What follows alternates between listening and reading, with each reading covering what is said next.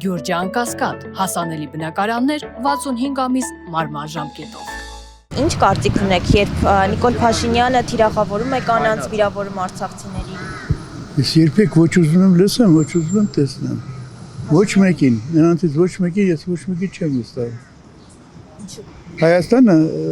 դարձել է ուրիշ պետությունների հետախուզական կենտրոններ, ես ինչ անհասկանալի բան է։ Ոչ մեկը չկա, որ մենակ Հայաստանի մասին մտածի, նրա շահերը պաշտպանի, նրա քաղաքական հետաքրքրությունները, տնտեսական զարգացումը։ Չկա տենց կազմակերպություն, չկա տենց բան, ամեն մեկը, որ մի քիչ հետամուտես լինում, մեկը Թուրքիային, մեկը Ռուսաստանին, մեկը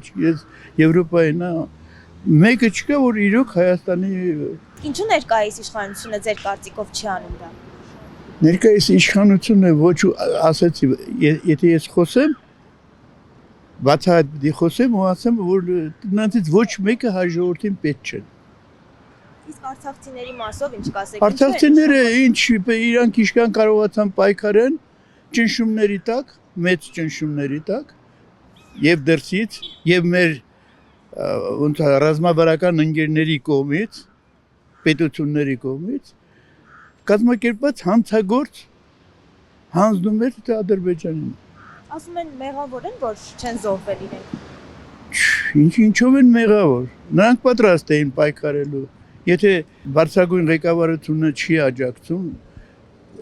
արդեն նախնական ինչ-որ պայմանավորվածություն ունեն, ոնց կարող է։ Ես չեմ ուզում դրանով զբաղվեմ,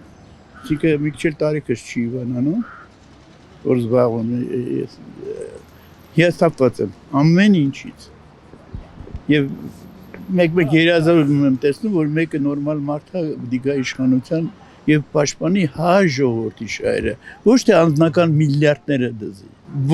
որ հանում են կոմերսանտ թերթը Ռուսաստանի կարդացեք, թե ով ինչ հարստություններ ունի։ Այդ որտեղից է։ Պետական բյուջեն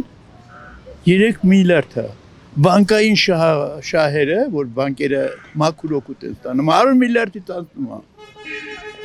Ոնց է պատահում, որ մենք այդքան փող ունենք, որ ժողովրդից ստանում են։ Եվ 3-5 միլիարդ չունենք, որ մեր ռազմական անվտանգությունը ապահովենք։